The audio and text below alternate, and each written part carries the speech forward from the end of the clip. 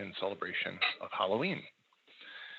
And just like anything spooky and paranormal, I can't get the script to come up. I don't know what the hell I'm doing. So, come on. What do you mean you can't get the script? This is my life.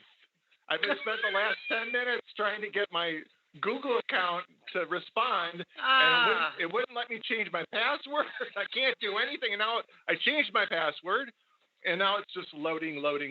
So, all right. So I'm going to send. We're going to have to wing it. All right. I mean, do you want me to copy and paste this for you? No. If you want to take over some of the introductory duties, I would gladly bow to you. But you look incredible. What are you tonight, Lady Fontaine? I'm pretty sure. Like, this guy, look like George Clooney came by. I mean, take me, I'm yours. It's a very pretty Lady Frankenstein. Well, thank you. But, my fangs, it was difficult to talk with them. So I've had to file them down for the show. your real fangs. No, my real fangs. Since I got bitten on the neck, and do you see all this blood dripping down? I do. So you met an actual vampire, and I did. I did. So was it good for you too? Did. Yeah, how was it? Yes. Oh, very good. I'm George Clooney. What can I tell you? And James, what are you dressed as tonight? Well, my name says it. Gandalf. I see. Can everyone else see it though? And we're on radio too, James. So we need to kind of. Oh, yes. I'm dressed up as Gandalf. Very cool. So not much of a stretch, is it? I just got the Churchwarden pipe today. Oh, that's lovely. Oh, yeah. I thought you were going to have the Gandalf pipe. That is the Gandalf pipe. Oh, that is the Gandalf pipe? This is the pipe that Gandalf smokes. Not the one that he carved in his own visage. And look at Mr. Vampire there. Look at him. Well, me? No, yes. I am not a vampire. I am Mephistopheles. Mephistopheles. Oh. Mephistopheles. Oh my God, that sounds scary. Yes, I am the devil's henchman. I am the agent that bartered the deal between Faust and the devil when he sold his soul. Or not Faust, but Faust is the character, right, Jen? Yeah, Faust is the name of the opera. Right, and it was I forget. I get it confused with Dante's Inferno, but it's not the same thing, is it? No, not at all. I'm very confused. Inferno is a description of the heavens and hells in Christian theory. But, I've got a couple levels I can add. Yeah. I've not had a good week here. It's been long. All right. So do you want me to do the opening here, even though I don't have my glasses on? Or James, do you want to jump in and I can try. Good evening. Welcome to Eye on the Future. This is Season 6, Episode 6, and today is Thursday, October 28, 2021. I am your host to stand in, Dr. Paul Palaka, along with our spiritual in-house wizard, me, and our resident... Did you just call me Polak? Palaka. And our resident psychic extraordinaire, Lady Fontaine, who is also known as America's #1 love psychic and is a certified life and relationship expert. And that's Crystal, the dog, magically appearing as a ghost figure in the Zoom background that Jill shows, which is wonderful. I'm sorry, Lady Isn't that awesome? Isn't that awesome? I mean, like, I'm part awesome. I'm like part Bride of Frankenstein, too. I'm like part everything. You're doing it all. I like it. Thank you. You aced it. That's amazing. And now that I have big hair again, it's going to be hard for me to go back to regular hair. I might have to wear this every week. I might have to wear it every day. I can dig it. That'd be good. When Mike comes down, I'll ask him if he thinks it'll fit under my helmet. You need a new helmet. I could go get my helmet and try it on. You need a Bride of Frankenstein helmet for that, like a beehive straight up. I like it. Those of you all watching us on YouTube, please hit the subscribe and to be notified of our new subscribe to be notified of our shows. We're very interested in your comments below the live streaming. Don't forget to follow us on Blog Talk Radio as well. In order for us to do video streaming, we really need your help in liking and following us on all the various platforms. And since we're doing video, for those who don't know, here is me, Jim Elkin, our expert healing expert. Say hi, Jim. Hi, Jim. And of course, our lovely psychic relationship expert and the intuitive life coach, Lady Fontaine. In case you're wondering, she's the one with the pink headphones. That's right. And you can see that they are on. I could hardly get them on. Amazing Mephistopheles Paul LaPlaca, who is also a wizard and magician with electronics and technology and distributing software and video and stuff like that. So we're very appreciative and we love him very much.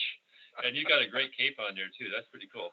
This cape. I've had this since I was in 8th grade, and my English teacher's wife, Mrs. Hedberg, who was also our home ec teacher, made this for me because I was in a play. She made it. She made this. She was a phenomenal sewer, and it still holds. This is back in 1982. Still holding together. I wear it every year for Halloween. I love this cape, and I was Dracula in a play called Young Dracula, so it was a horrible musical. Right. Gee, I would think Young terrible. Dracula would be great. No, it was really lame. It was like my song was, when I was young as a vampire, I was tough. When the ladies saw me, they screamed with fright. It's horrifying. I love it. But you do it so well. I was real popular. Hey, yeah, come on. I want to hear. Here we have live entertainment. Each time they I weren't see expecting them, I start to lick my chops, thinking how nice their necks would be to bite. You got the accent down too. That's as great. much as I remember it. Very, very, very good. Oh my God, we have to give you a raise or something. Look. Oh my God. So we've sold our soul to the devil. You're so sexy as a vampire. So if you missed the show, you'll be able to catch up at any time at I Am the Future Radio Show on our YouTube channel or our Facebook page, or listen to the podcast on Blog Talk, iTunes, or any other distributor. We've got a jam-packed show tonight, and we'll be taking calls throughout the show, so please be patient with us.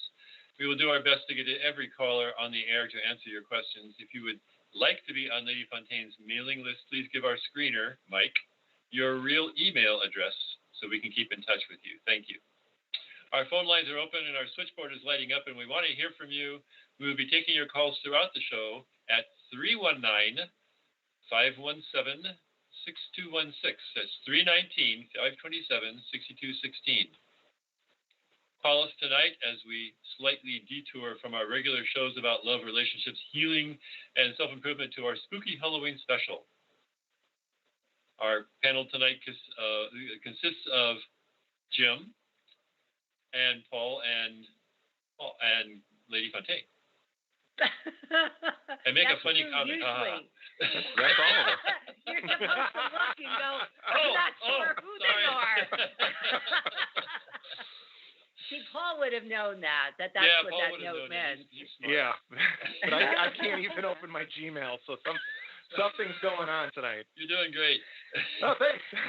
Well, if there are questions on this or any topic, Lady Fontaine and her channel of experts are here to... Fontaine, yeah. Wasn't he at the end? And her panel of experts are here to help guide you through life's challenges and joys. Oh, my God. Call in for a free psychic reading or love and relationship guidance, or tonight, if you have any spooky stories or experiences you want to talk to us about, give us a call. We want to hear from you. Phone lines open at 7:45 p.m. Please call early and get in the queue. Ooh. What was that? What was that? What was that? I don't know.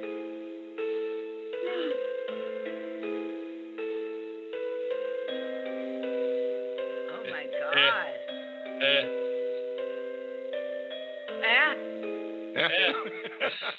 If you want to schedule a reading or a life coach session with Lady Fontaine, please visit Lady Fontaine's website at http://ladyfontaine.com, and she will answer all your questions. No, you have to say it's ladyfontaine.com. Oh, I'm just reading the script, lady. And she can answer all your questions and concerns. Gandalf. Since the show is your brainchild, Lady Fontaine, I want to turn the mic over to you. Not Mike. I'm sorry, Mike over to you. Before I do, God. I just want to say you look hauntingly, mysteriously scary. No, I wouldn't say scary. I like it. Oh, thank you. Yeah, you haven't seen me with big hair for like 20 years. No, it's been a while. But you know, I have, you know, like I'm a psychic, and I keep feeling like there's like crystals around, like there's a collie right behind me. You think there's a dog around somewhere? I keep on feeling the presence. There's something going. I think there's something behind you, Jill. Something. Where? I think Crystal is being shy and hiding behind your hand.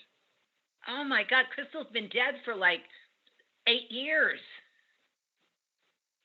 How'd she get in your hair?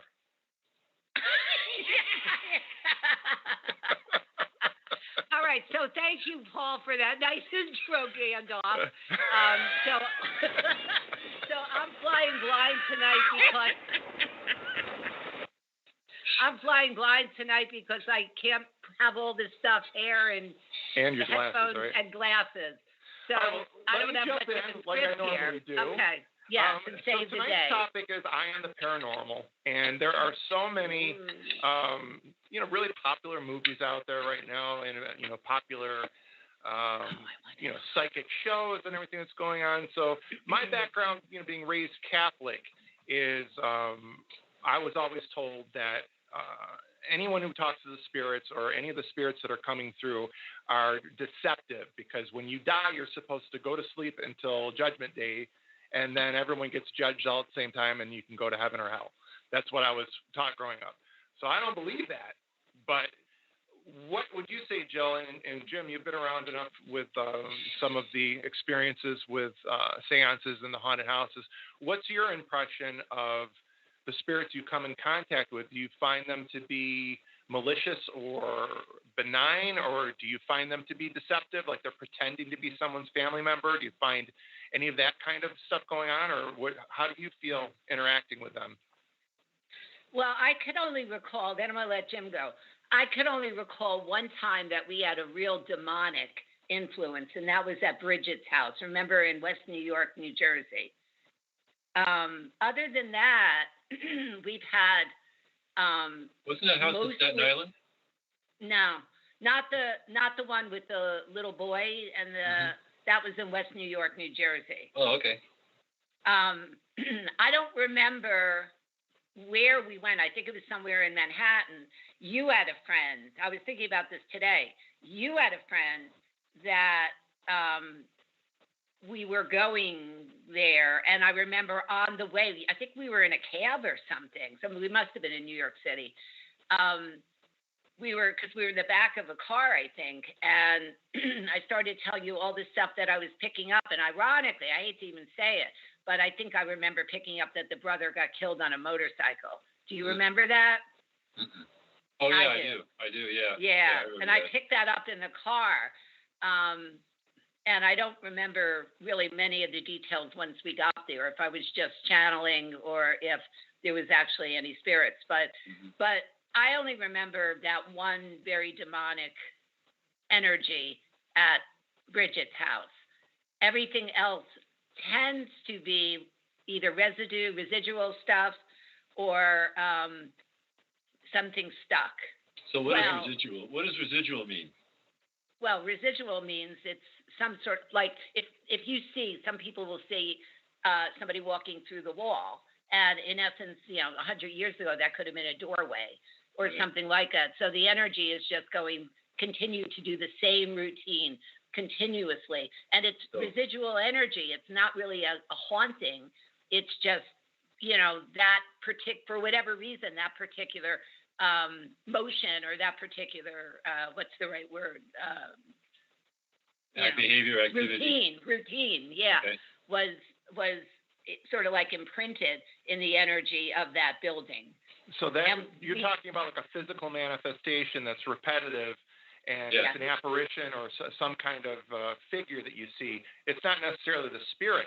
right? It's just their energy was imprinted on that space, and then you keep seeing it, or is it? Yes.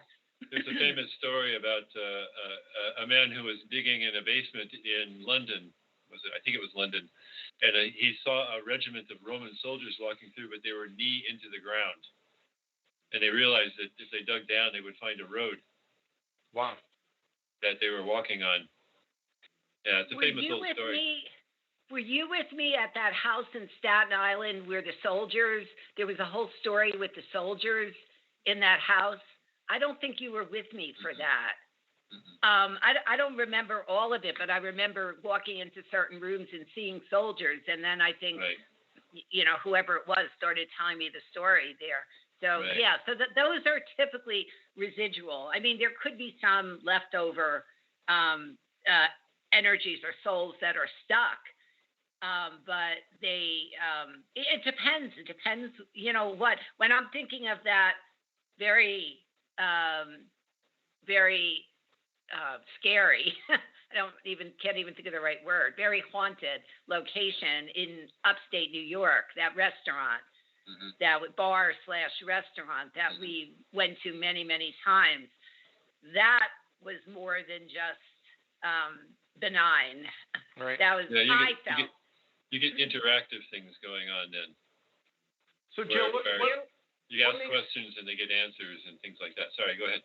What makes you feel that this particular situation was demonic or non-human or very malicious compared to the others? Like, is it just a sense or a feeling, or did they say something that made you feel that this is not human? Or it's, there's a difference between a past spirit coming back, and something that's not from this world and is very malicious. Now, are we referring to in this haunted restaurant, or are we referring to that I mentioned before? The very specific situation where you said the only time you felt that something was demonic. Yes. What was it about that was different that made you feel like it wasn't human? Well, and it wasn't human. It was not human. For starters, we were asked to come there. This was a woman that used to do some treatments on me to make me look good, like facials and stuff. So she and I were talking, and she was telling me that her son, who was maybe, I don't know, Jim, 8, maybe 10. Something like that, yeah, at the time. I have the notes somewhere. Do you? I somewhere. wrote this story up for Fate magazine, and it was printed in Fate magazine like 15, 20 years ago. But she said that the son was waving a knife around just out of nowhere, and he was talking about this old man, like giving him directions to, like, stab people or kill people with his knife. So Jim and I offered to go there, and there were so many weird things. From the minute we walked in, the front part of the house, Jim always goes through first and evaluates it with, like, he looks for hot spots with electrical, where there could be electrical interference or faulty wiring and different things like that. But somewhere in the front, he found something that there was no explanation. And while we were there, I started picking up like a last name, and I said, what is this name that I'm picking up? And the woman said, gee, that sounds like the people who lived here before. We sometimes get mail for them. So she had a piece of mail over the refrigerator, and she pulls it off, and the name was very similar to what I was picking up. So in any event, we're going through we start the actual paranormal investigation, and I asked to have the children. There was a little boy and a girl. The boy was older, the girl was younger. I asked for them to be taken out of the house because I didn't like the feel of anything. I just didn't like it at all. So the husband took the kids to the park, and we're walking around, and then we walk into the kids' room, and am I allowed to say HELL? Sure. Yeah, but all hell broke loose the minute we walked in that room. Do you remember, Jim? I don't know what you're talking about, so I don't remember. Go ahead. Well, I mean, it wasn't like, things were being thrown at us out of nowhere, but it was like I could feel that very demonic energy from the second that I walked in there. And I think you even felt it too, if I remember correctly. I mean, it was overpowering. It was so evil. So in any event, we have a routine that we do as far as going through the house. And then I have this energy that I have to deal with. And it kept on transforming into different things. And the last thing that it turned into was this old Hungarian woman. And remember, Bridget actually knew who that was. She had some sort of recognition or something of who that evil woman was. But I think that was just taking the appearance of being that woman, so it would draw Bridget in, because it was evil. Jim had to guide me through getting rid of it. I didn't know what to do with it. Usually I guide these entities to the light. This one, we had a cage, and I had to have Archangel Michael and other archangels come in and let them handle it, because it was way out of my pay scale or pay grade or whatever. I mean, it was the most terrifying experience that I've ever had in doing paranormal investigations. It was really terrifying.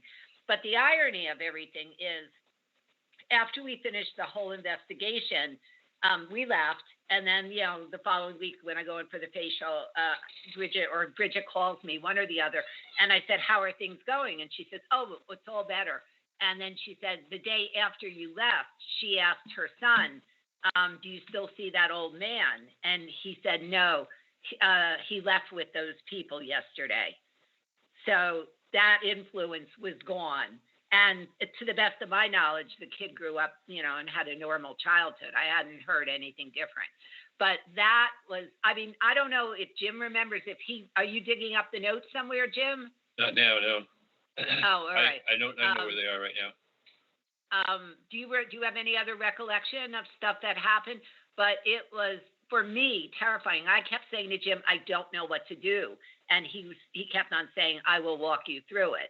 And he did. Right. So normally Jim, how did you feel in the middle of that? Did you feel a sense of anything, or were you just being a rock? There was sensations. My goal is to try and eliminate what can be explained, so that the only thing that shows up is stuff I can't explain, and then I can go ahead and work with that. So I had to walk the house in the beginning with a magnetometer and things, looking for leaking wires and things like that to see if what could be going on. And it's kind of well known that if there's high magnetic fields in a house, that if there's any spiritual entities in there, they tend to draw on that a lot, so it gives them more power.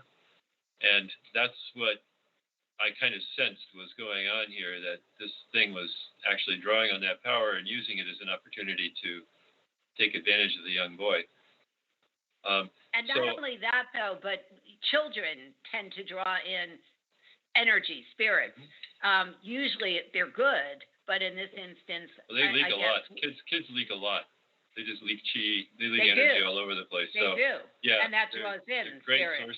Great sources of energy. But in this particular case, it drew in something not so friendly. So go ahead, Jim. I want to hear what else. So I didn't. In my recollection, I didn't let myself get really carried away with, getting into the energy of it, because I was more needing to be the stable person, so that you could feel, Lady Fontaine could feel free to explore without having to fear anything coming at her. So that's my goal. I create a protection field, and I work with her, trying to help her visualize and figure out what to do with things. And so we have this interaction going on. Well, he's not doing that, so what do we do now? Oh, we'll try this. Okay. Right, or I tell him, all right, so I've got the entity in a cage. Now what do I do? And then send it off to Uranus, right? Yeah, I think you did say something. I think I did say that, yeah. Yeah, I really do think so. One day if we go to... And you said, don't do that to me. No, wait. And vowed to leave the house forever. And off he went. He left. Yeah. That was quite a day. Right. I mean, usually it's somebody or something that used to live in that house and is just stuck. It doesn't know that it died, or it's waiting for someone to come back, or something like that. Usually have nice conversations. And when I explain to them what's going on, they want to go. They want to go home. So they do. I've never had one like this, but at that restaurant/bar that we visited many times. In fact, we did filming there. We had a whole crew. We had a whole investigation team, and we had, a whole crew. And that was pretty wild. I mean, Jim's recollection of things is a little bit different than mine, but I do know that there was video. And again, my who knows where my hard drive is, but there was video. There was this, like rounded door in the basement in their wine closet. And there was a little bit of an opening. And that used to be actually a door that came from, what did they tell us, a morgue or something? I don't remember what they told us. Don't recall that. But it came from somewhere. So in the video, we just had a camera set up watching that door, because when I would put out various, tape recorders and different things like that, there would be growls coming from that room. There would always be different sounds. So we had a camera just facing that door. I'll never forget this as long as I live. We're going back and looking at the video, and there's a figure in there, and it looked very much like what you would maybe envision somebody from the 1700s or something looking like, like in some sort of cloak, and he had like a big hook nose, and he walked almost past the window in the door, and then he like stepped back and looked straight at us through the window at the camera. I mean, and it was a face and a person that we didn't know. We didn't know. And actually, one of the investigators that was with us actually has something up on the internet that I've seen where we were taking pictures. It was a restaurant. They had all these different dining rooms. So in one dining room, we were taking pictures. And I'm going to see if I can get it in a minute. I want you guys to talk, and I'm going to look for this picture. And it was a picture in a, like a mirrored frame, not a mirrored frame, but a mirrored background with some sort of etched on picture. Well, there was a face in that mirror, but there was nobody there because we didn't have anybody sitting at the tables. I was just walking around snapping pictures, and other people were snapping pictures. There was nobody sitting because we had people in every single room, crew. I mean, we had lighting people, we had sound people, we had, videographers. We had several videographers there. But yet there is a picture, and I might be able to find more. You guys talk. Let me look this up and see if I can find anything. So hi, Jim. So you're asking a question. Let me go back to it. So she kind of went over quickly, but there are spirits that are like people who used to own the house or live in the house or built the house perhaps, and they aren't really aware of the fact that they're gone. All they know is that people moved into the house and they didn't ask them there, and they've taken over the place, and we don't want them there. And so just imagine how you would react if somebody just moved into your apartment and started living there, and you couldn't stop them. Right. So you would try and do whatever you could to get them to leave. And they say that normally that energy that spirits have isn't strong enough to be able to actually make it into the physical world unless there are very strong emotions behind it on their part. And so if they assert themselves strongly, you might hear a loud voice. It sounds like it's yelling your name. Okay. And they might say something like, "Get out!" So, "Paul, get out!" And that's what you hear. They might have been saying, "Paul, could you go now?" And then, "Paul, go." And then they got to the emotional point where they could finally yell, and that's what you hear. Right. So what do you think happens with the spirit when it leaves the body? That it's confused as to what's happening. Like it feels like without being inside a physical form, that the spirit is kind of like it doesn't think the same way. Like it's Right. like anytime I've felt visited from people that have passed on, like they don't seem like the way that I remember them. Like their personality is shifted in a way that's, they're outside the body, so they don't think the same way. They don't feel the same way. They're just, it's different. It's a different state of existence where, Well, if they're stuck, it's one thing. If they've passed, if they've moved on and they're coming back to visit, it's another thing. Right. So they might be very similar if they come back to visit. But if they're stuck, then they kind of go into this time loop. It's kind of like being stoned, really stoned deeply. Yep. And time is doing weird stuff, and you can't make sense of it, but you know some things, and those are the things you react to. And that's the best way I could explain it. That maybe that's what you've been experiencing is, oddly enough, there's a pretty good theory that says that people who don't believe in an afterlife are the ones that tend to get stuck. Right. Okay? Because they don't think that's there's anywhere to go. I didn't know that. They tend to get stuck because they don't believe that there is such a thing, so they must be still alive because they're seeing and they're talking and everything's moving the way they think it should. Right. But well, there's so many movies that kind of portray that as well. The Sixth Sense comes to mind, where Bruce Willis is like his character's existence. It's so close to being real life, but you can sense that you feel like there's something off. There's something off in his interactions, like he's distant. All those things that kind of tell you as a viewer that he's not. There's something isn't adding up. And he himself can't see it until the very end, where you're like, And So I feel like that's a really accurate portrayal of what somebody must go through, because it must feel like to them like it's close to real life, but there's something off. Like it's, he's trying to talk to his wife and she's just not responding, and he's feeling like it's because she's just distant, but she can't see him. It's like.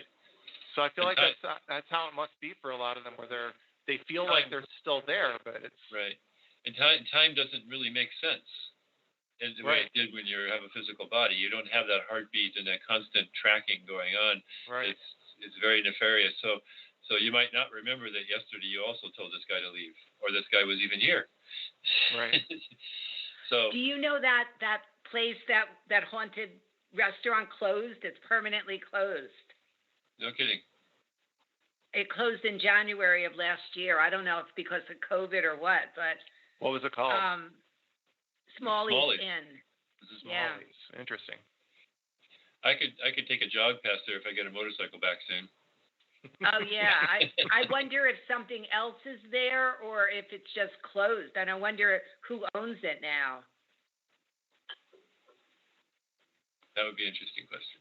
Like that building or whatever. Right. Well, let's dig into some of the calls. We're definitely getting a bunch of people calling in. I'm interested to see if anyone else has had experiences they'd like to share. Let's start at the top. What do you think? They look good. Gia, this is Jim. Gandalf, you there? Hello. Hello. Is this Gia? Yes, it is. Hi, welcome back. Did I pronounce your name right? I'm sorry if I didn't. Yes. Okay. It's Gia. So what comes up for you? What's going on? So my question is regarding love. What might be coming towards me with regard to true love? I'm looking for that one. So can you give us a story? What's been going on with you in that area? Well, let's see. So for 6.5 years, I decided that I had relationship after relationship, and it was time for me to do some inner work, to really come back to who I am, my center. And so recently I decided I'm ready for love again. Uh-huh. So, you're actually coming from a good place to find love, but what I would suggest is don't look for it. It'll find you. And what I really feel in your energy is that I could feel where you've done a lot of work. There still feels like some scars, open wounds that it almost feels like it was ingrained in your energy. You probably peeled off several layers in doing your inner work. I urge you to keep doing your inner work and don't look outward for anything. The whole secret to finding love is not thinking that there's anything external to yourself that's going to make you happy or that's going to satisfy you. It's really feeling and becoming that love that you seek. And I know that sounds really corny, but as soon as you embrace that, what my guides are saying is that it's almost like when I do chakra balancing, the chakras, and I tune them, the chakras actually pop in.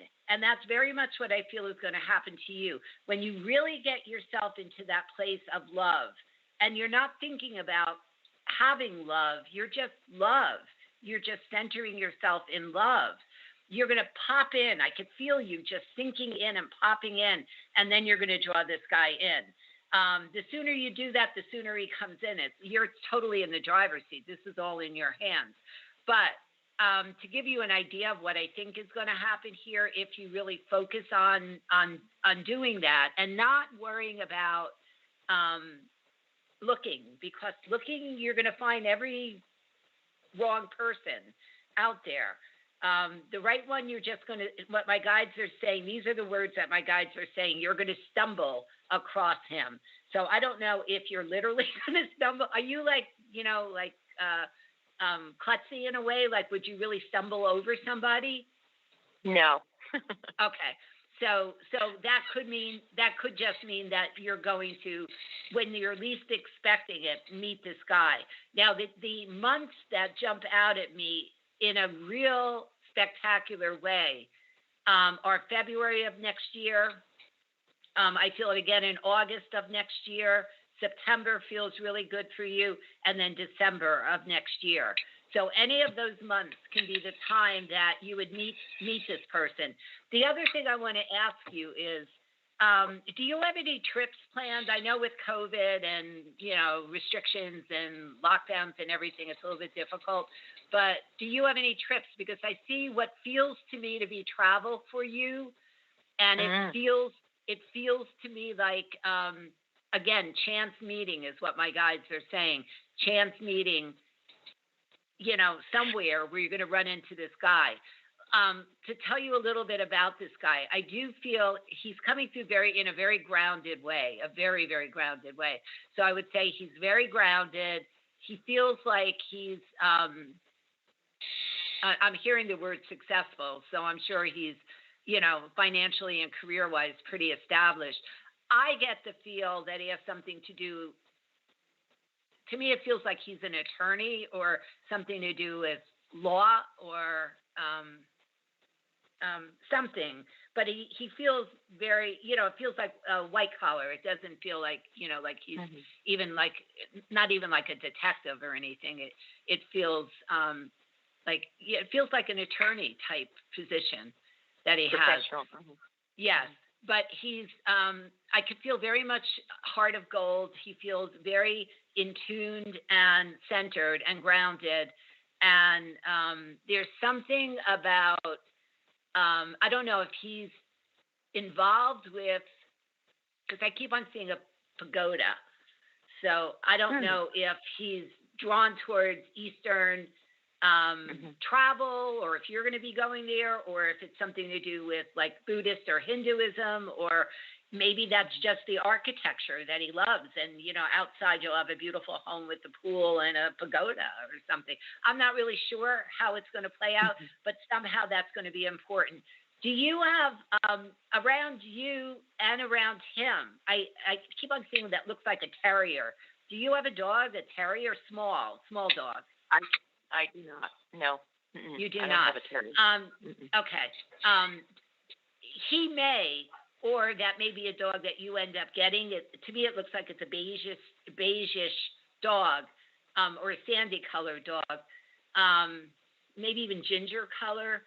And I don't know. To me, the dog, I'm hearing 3, so I guess the dog's around 3 years old. So I don't know if it's going to be a rescue or how you're going to get this dog. But for some reason, do you like dogs? Because for some reason, it feels important. I love dogs. Okay. It feels important. Maybe you'll meet him through, maybe he'll be walking his terrier, and somehow that'll be the breakthrough for you. But I would say 2022 for you is going to be a big year and a lot of potential. A lot of those months, even let's assume you meet him in February, then I would say the other months that I mentioned, like August and September and December, feel like they're going to be very important to you in your relationship with this new guy. So good stuff is headed your way next year romantically. And I got to tell you, overall for 2022, I'm not feeling really great about, this is general for everybody. I'm not feeling good about a lot of stuff. So to pick up something so promising for 2022 makes me smile, and it really makes me happy.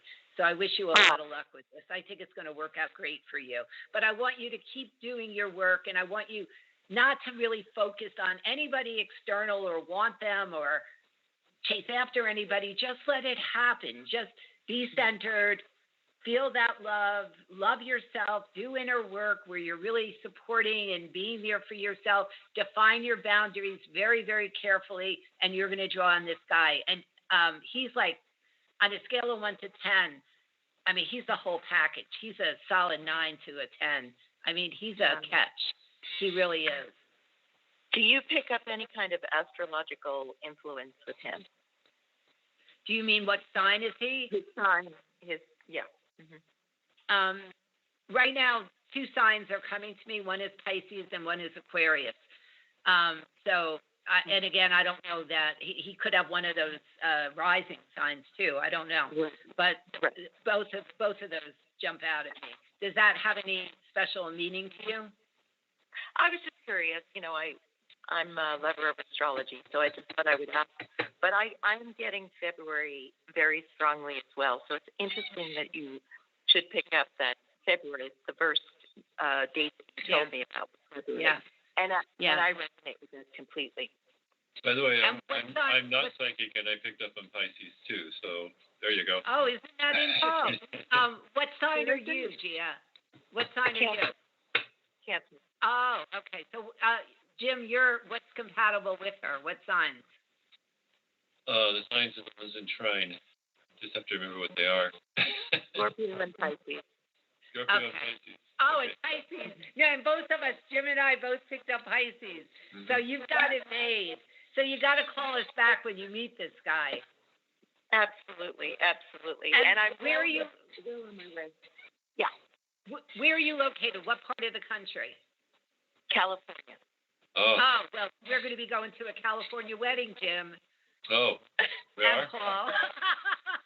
Notice how we're inviting ourselves to people's trips in Italy last week, and now I'm inviting myself to your wedding. There you go. But, maybe you'll think about us. Well, the weather is great. You're going to love it. Well, Jim got married in San Francisco, so we were out there for his wedding. And Jim goes out there. He has relatives there. Once in a while. Haven't been out in a long time. Yeah, so good luck and keep us posted. And I'm so excited to see when this all starts coming together for you. Yes, I am too as well. Thank you so much. Have a good you're very welcome. Thank you too. Thank you. Take care. Bye-bye. Happy Halloween.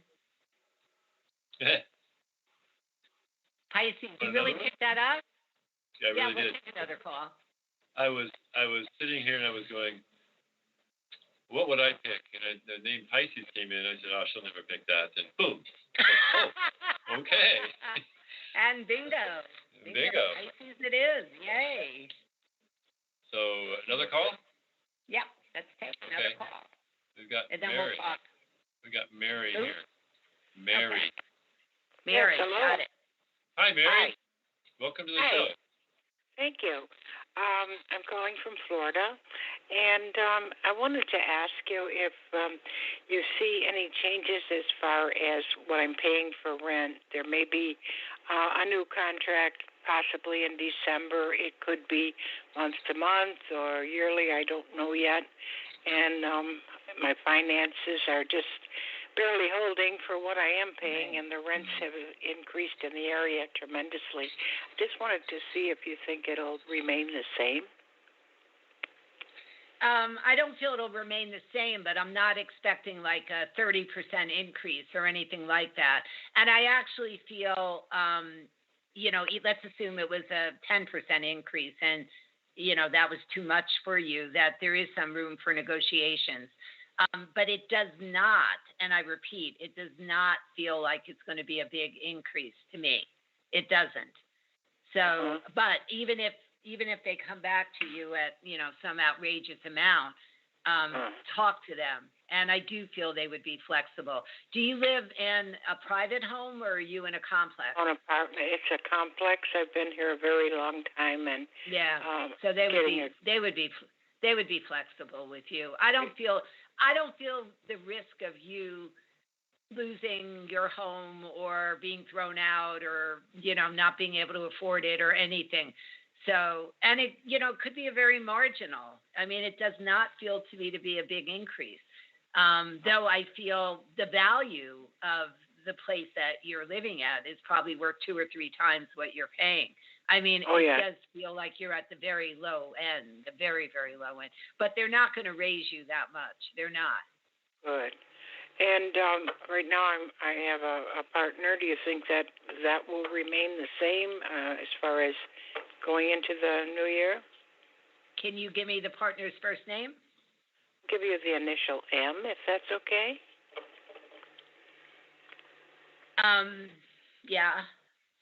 What I'm thinking, I'm going to start giving you some information, and then if it's not sufficient, what we'll do is maybe Jim just get the name and give it to me privately. Okay. All right, but let me see if I can pick it up. With just using an M, because I'm getting a name, even though you just said M. Oh, okay. All right.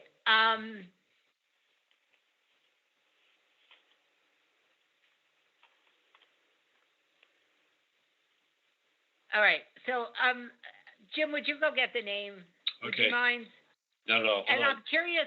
I'm going to text you or send you a message. Just tell me if I'm picking up the right name. I don't want to be reading something else into this. I'll give it to you on Messenger. Okay, and I'm going to tell you what I'm picking up on Messenger. Mary, hold on. I'm going to get you offline.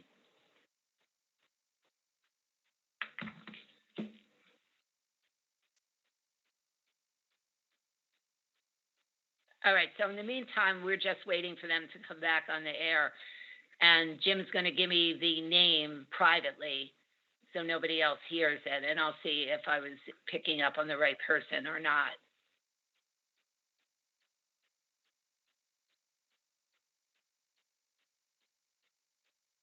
So while we're waiting, Paul, do you hear me? Because you're awfully quiet. Okay, we're back. All right, could you tell me, and could you come in here and tell me? I did. I gave it to you on Facebook Messenger. Oh, you did? Like I said I would. Okay. It's similar to what I picked up, but not the same, so I'm glad. I don't need to do nothing. Okay, you can make noise and then you can hear the background. All right, so let me tell you what I pick up with this person. I'm very much a straight shooter with things, so first, let me answer your question. Let me say that, yes, there's a very good likelihood that, I would say a 90-some-odd% likelihood that you will be together into the new year. But what I do have to say is 2 things. And I'm very honest with what I pick up. It's not the most cemented and sturdiest feeling in a relationship that I've ever felt. And I do feel, it feels like at times an emotional tug of war where you're not on the same page, and it's kind of like, you're fighting each other on not on things, but on what's important. You know what I mean? It's kind of like you think it's black and he thinks it's white, and you're both right. Correct. That's correct. You know, and right, and you both think you're right. So it's not like you're fighting because, you know, he doesn't want to go out to dinner tonight and you do, you know, Right. or that, you know, somebody's said a horrible thing to either one of you. It's who you are that isn't jiving perfectly. Yes. So it's not the Right. strongest, it's not the best, it's not, you know, all this stuff, but it feels like it's hanging on by a little more than a thread. So I do feel you will be together, but I urge you to really examine how much you're honoring yourself, if you are at all, or how much you're selling yourself short. Because when you sell yourself short, you send out a very powerful message to the universe that, you know, you're not worthy of anything better than this. Therefore, you get nothing better than that. But if you set the bar higher for yourself, you never know what you could end up drawing in. But for right now, it finances feels like have a lot. The financial situation too has a lot to do with the choices sometimes. Yes, I understand that. I really, really do. But I would say for right now, you know, if you can deal with the tug of war over just who you guys are, and that's so sad because you're both right. You absolutely are both right. He's entitled to be the person he is, and you're entitled to be the person that you are. It's just not a perfect match. But I do feel you'll be together in January. But I urge you still to give it thought and consideration. Jim, do you have any words of wisdom in a situation like this? No, not really. I'm good. No. I think you're doing great. Well, I'm working on myself a lot. I'm taking care of my physical being, which needs a lot of care right now. So I'm working diligently on that, taking care of me. Good. And that's the most important thing, because when you do that, you send a very powerful message, again, to the universe that you're number one. Because if you don't make yourself number one, no one else will either. Oh, yeah, I agree. Yeah, very much so. Yeah. So you're definitely on the right track. It's just, it's almost as if, even though you say you're working on you, I don't know that you have as much faith in you as you could or should. So work on that. I think you doubt yourself or don't fully trust yourself, but work on that, and you'll get there. You will get there. Okay. I had a very strange thing happen to me. It's a supernatural thing. Are you familiar with transfiguration?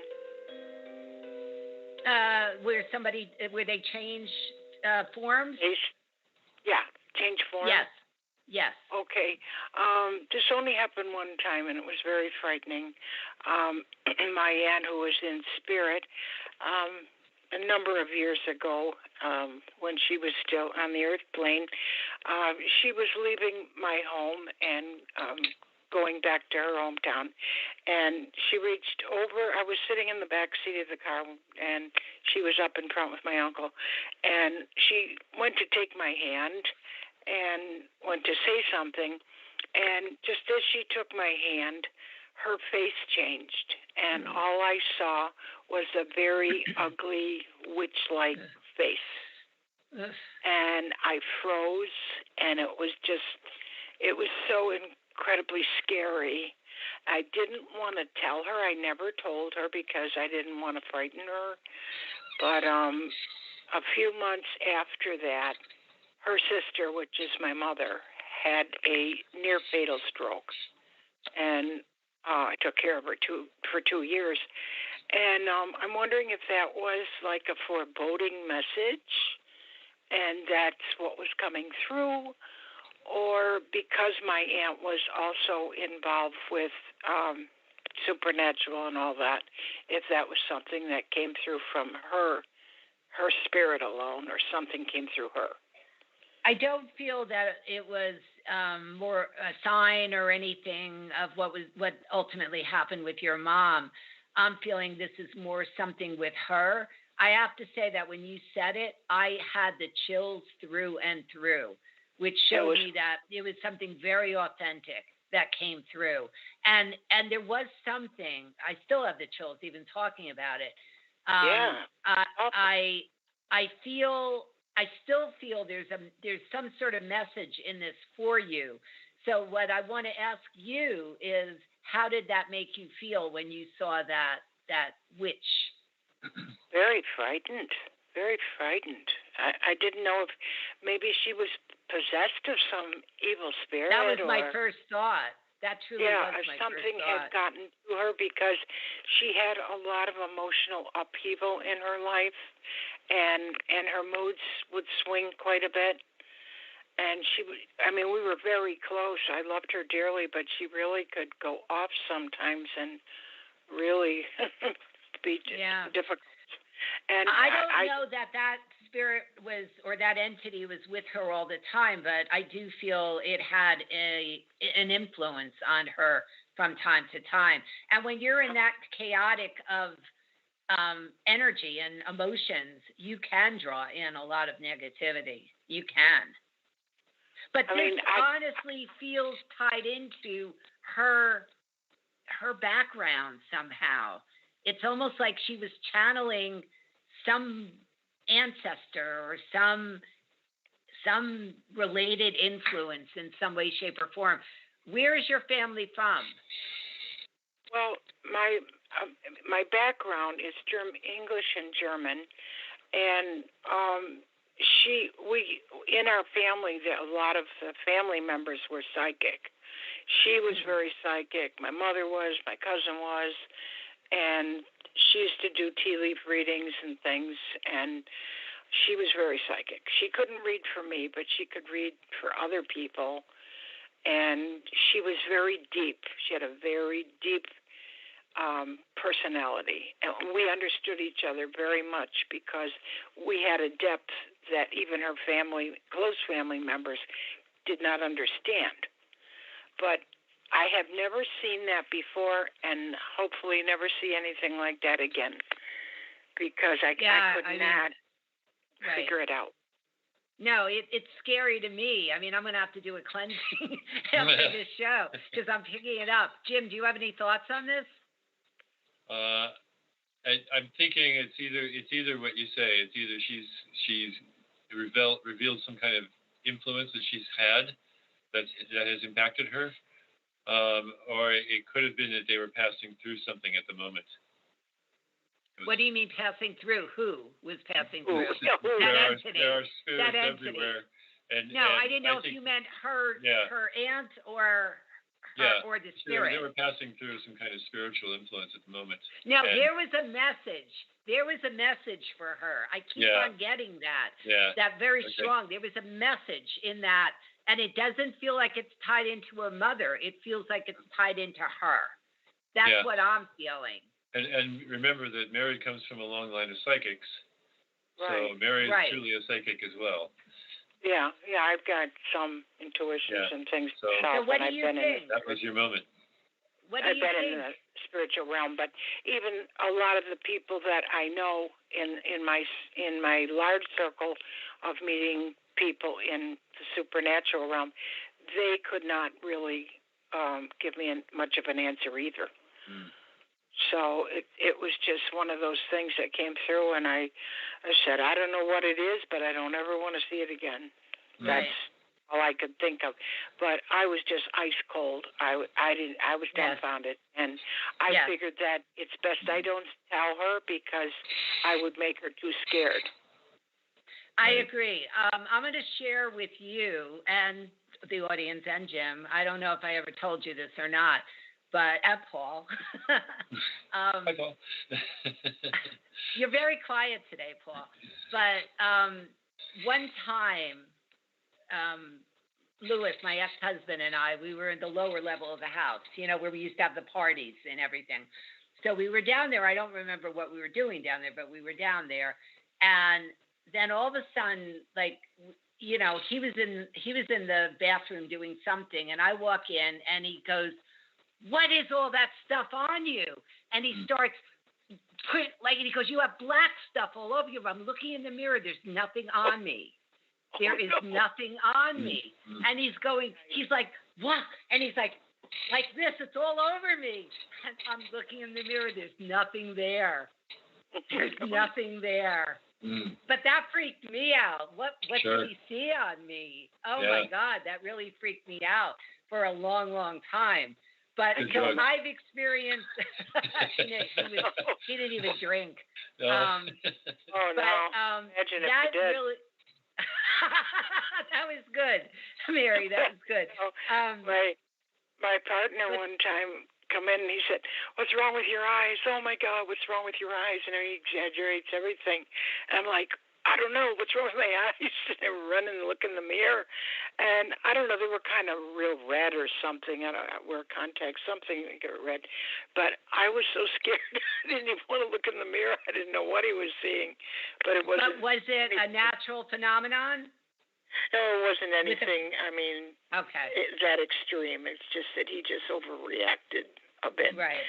So, but anyway, thanks for sharing. So, it's not too many people you can share those kind of stories with. I know, but we appreciate it. That's what we were hoping we would get. Some interesting thank you stories very much tonight. So feedback. thank you. Thanks, Mary. Oh, my pleasure. I'll Thank you, keep Mary. listening on my computer. Thanks a lot. Have a All right, good evening. great. You too. Thank you. You too. Happy Halloween. That was interesting. Yeah. That was interesting. So have either of you experienced anything like that? Well, I shared what I've experienced. The only thing that ever happened to me that was really bizarre was I was in high school and a friend of mine were out in the woods and we came upon this old abandoned car. And, like high school boys, we had a lot of excess testosterone and aggressive energy.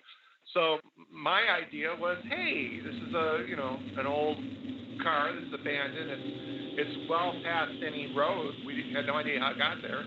But we destroyed the car. We went out and got some sticks and just smashed it up and broke all the windows and broke the headlights just in a fit of youthful, hey, let's break something. And I noticed he was wearing a very white sweatshirt. And I took a handful of dirt and I said, "Your shirt is too white." And I smeared dirt all over his shirt. And in that moment, this face emerged in his shirt. And it was it's crystal clear, this angry man screaming, and his hair was up, and I could still see his teeth. The outline of his teeth. I swear. And I was like, oh my God, it's the devil, and he just wiped it off real quick before I could really study it.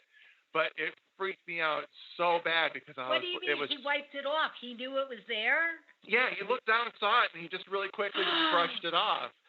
And I was like, I wish I could have taken a picture or looked at it longer, but just that instant, it was just like a flash, and it was like just the outline in dirt on that white, sweatshirt. And I was like, I'm wondering if it was the man who owned the car, or, if it was some spirit in the woods or whatever. I'm guessing it's the guy that owned the car. He was mad that we were smashing it. Me too. Well, Jim's giving you his opinion on that. I'm trying to zoom in. What kind of car was it again? I can't remember. It was probably a Mercury something. It was like a little compact. It was a big car. Oh, no, it was like a small kind of 70s compact car. It was relatively small. Was it green or red? It was green. Green. Yeah. I thought it was green. Yeah. Oh, I just messed that up. Yeah, well, if you bump into that guy, I don't please want to give him my apologies. I'm so sorry. I love this stuff, but I get scared. I really do. Yeah, I get so freaked out with all this stuff. I'm all the time. But you're an investigator. Why are you screaming? Like,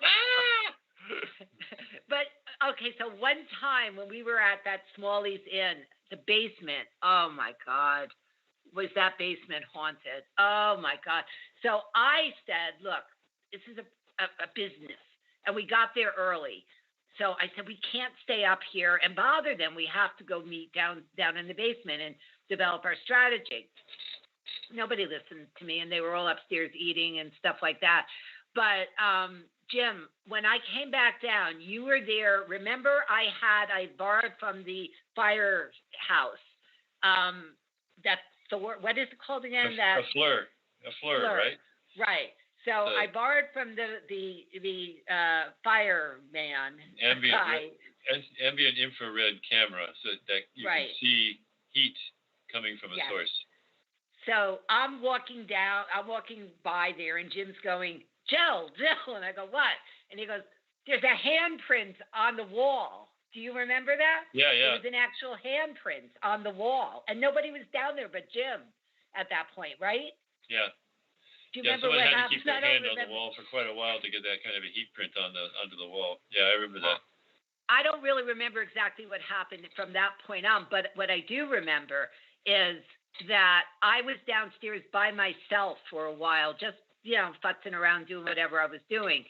And then I went upstairs, and I forgot one of those young guys that was doing that paranormal investigation with us. He went downstairs and he came back up, and he had a huge scratch on the back of his neck. And he told me he felt something scratch his neck down there. And it was huge. We filmed it. We filmed the scratch on the back of his neck and the whole story behind it. I mean, that place was so haunted.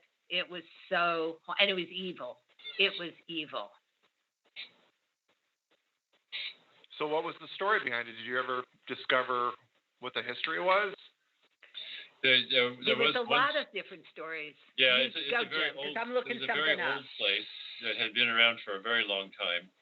So the foundation was, original stone work. It wasn't like a modern foundation with cement walls. It was all stone down there, which is already a bad sign because stone really does a good job of holding energy, especially limestone, and quartz, but in granite and stuff like that. So I know there was a lot of people that came and went. There was a story of a mirror that's near the entryway in one of the dining rooms. This long mirror that has a gold frame around it, and people are all the time looking into the window. I remember that. We were always looking to see if there was a face in that mirror. We never saw one, but people said that there's a face that shows up in that mirror. The story was that there was a tombstone that was found. Was it behind the house? I think it was behind the house. Underneath the stairs. And underneath the stairs, that's right. Because the cement was removed and it was dirt down there. Because when I went down there, they were showing it to me. It was dirt. Right. And the tombstone was of a little girl, and there is a story that people repeat of seeing a little girl walking around in the basement. So those are some of the interesting things that I remember being in the history of it. A lot of people came and went that lived there or ran businesses or whatnot in the place over time. So it could be anything. It was. I'm looking at photos right now of Smalley's Inn to see if I could find our pictures. I'm looking at haunted photos from Smalley's Inn. One of the investigators had some pictures there. Okay. And but I remember that door to the wine closet. That's where the most evil influence was. In fact, one of the owner's son wouldn't even go in that wine closet. He was terrified. This absolutely terrified. It's a very small room and has only one entrance and exit, and that's the door she's talking about. Yeah. So it's about the size of a fairly moderate sized custodian's closet, in a school. It's about that big. So you walk like in, a pantry or a take closet. 2 steps and you're already at the wine on the other end of the closet. Right. It's not a lot of room. And they're to hear about people walking around in there when you're just standing there watching the door and you don't know what's in there. That's quite a story. There's other stories. It was a spooky place. I remember that basement was creepy, but there was a lot of machinery and stuff hanging down and spider web and stuff anyway. So it was kind of strange anyway. But there, when all the investigators had digital tape recorders, and there was cameras all over the place. So because we were filming our pilot there for a show that we did called Beyond Haunted. Somebody else is using our name, but we started that Beyond Haunted. Yeah, somebody else had. They didn't last their show, but we were on some cable, internet cable.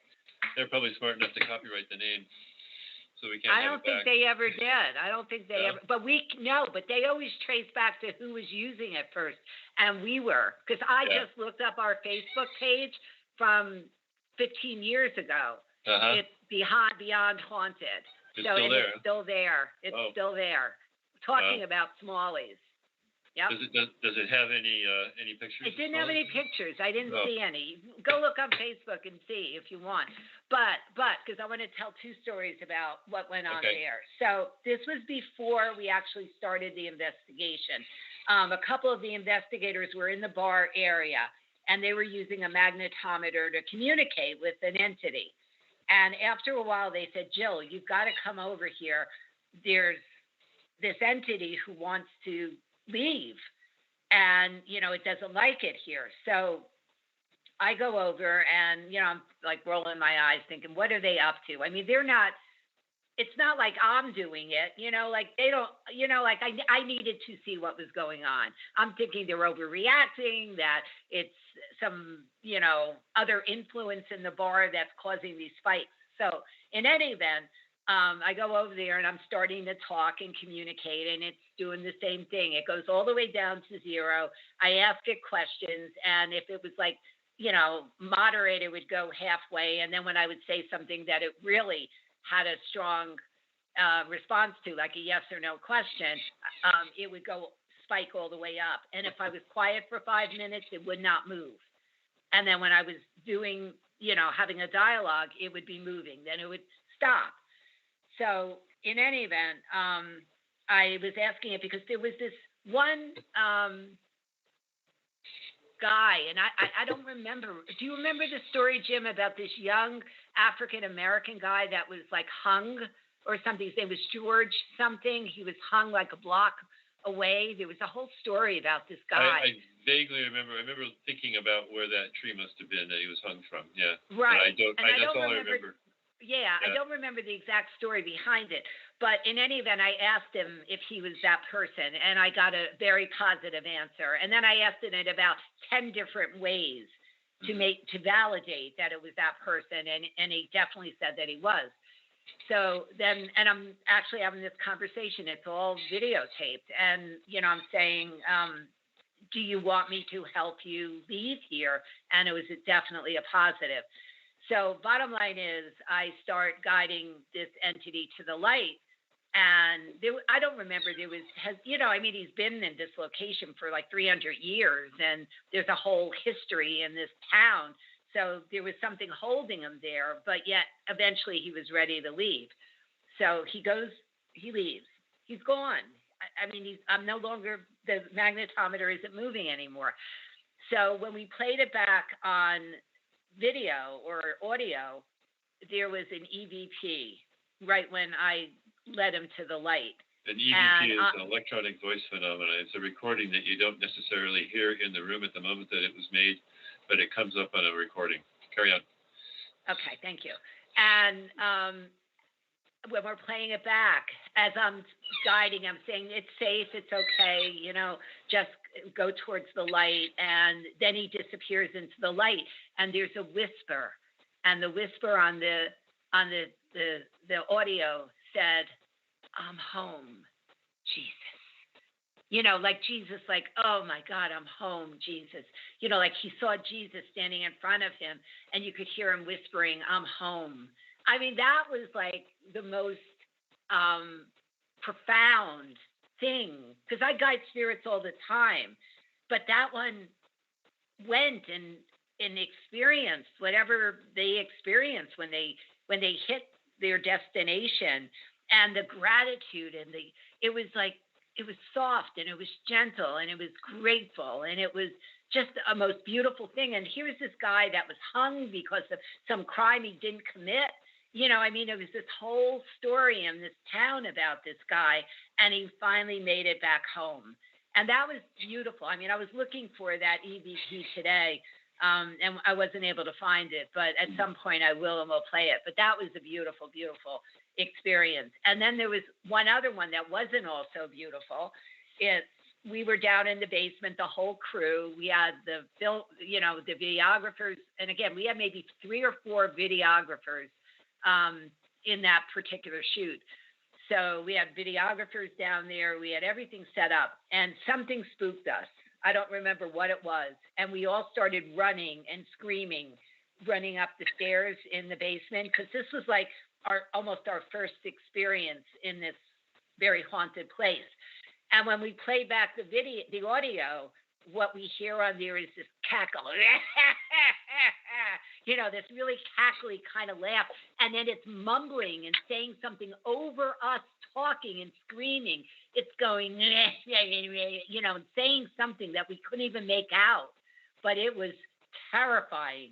It was terrifying. Now, again, I get spooked out with everything, but it was terrifying. Jim, do you remember that? I remember that, yes. Do you remember the theater that we investigated? Yeah. You have some pictures from that. I have some pictures from that, yeah. I don't remember that we had any results from that, though. There was a lot of nothing stories spectacular. that we never saw anything. What happened was I was asked, I had when I first started the show, I had a co-host that was an actor and all this other stuff. So he asked me, they were doing a paranormal show at this theater in New York, and he asked me to be on the panel to evaluate situations that they were going to show us, videos and everything. And afterwards, Jim and I snuck away because there's all these stories about hauntings and sightings and all this stuff, and we had audio going all over, video going all over, cameras going all over, and I don't remember us picking up anything. No, it was a dead site. At least it was when we were there. I don't really remember anything spectacular happening at all. But yeah, I don't remember what theater that was. Beacon? No, it wasn't a Beacon theater. That's a big theater. I don't remember what theater it was, but it was some theater. It's probably on Facebook you can't see my phone. It's the ghost bone. Oh, there's a ghost bone in her hands. Or maybe you're just faking it. Or maybe what? You're just faking it. No, but I mean, see, I have my ghost phone in my hand too. Can you see it? No. Do you really have a phone in your hand? Yeah. See, I had a phone in my hand. Yeah, I know. But it like disappears. Look at that. Tonight the spirits are out. They are really, really out.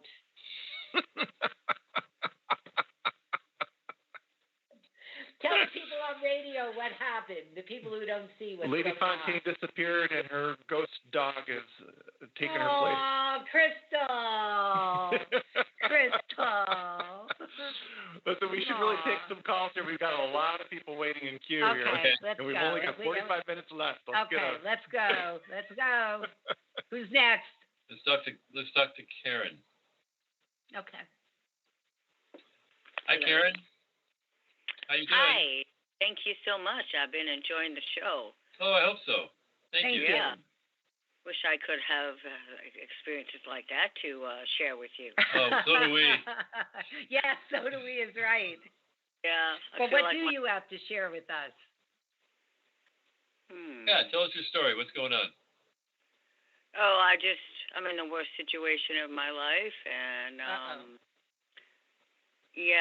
my bad days, I'm in shock. How did I get here? It's like my worst nightmares come true, and I keep thinking I must have screwed up somewhere. This can't really be the life path I'm supposed to be on and what I chose. So, anyway, been on a healing journey for a long time, and I don't know where I'm at, and I feel like I'm not succeeding at that as well. So when you say healing journey, do you mean physical or spiritual or both? Both. But mostly physical you've been working on. Yeah, mostly physical.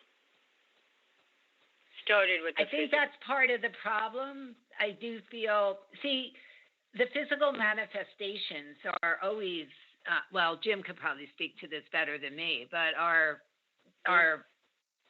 manifestations of things in spirit. Would you agree, Jim? I would agree that there's a psychic, either psychological or a spiritual or sometimes even an ancestral reason why people are experiencing difficulty. So what's going on though? Tell us the story. Well, I've been fighting systemic infections. I thought it was initially candida from too many antibiotics, and actually maybe it even started in childhood. I had a history of pneumonia, I was told, and lots of penicillin, and then every other childhood disease and more antibiotics, and then through my life, and not knowing at the time, so I inbred my microbiome, as they call it now. So I thought it was candida, and I went to a lot of practitioners and different protocols and blah, blah, blah. I got somewhat better, but I never really got back to myself. Since been told, oh, it's not candida, it's this, it's that, it's everything together. I've been on different protocols. I've been working with an integrative doctor, and I don't think she has a clue. She keeps trying. So, also have hormonal issues, thyroid, adrenal, hormones, I guess, out of whack. I've been taking Armor Thyroid. Wow. Yeah. Issues. And last year I got very sick.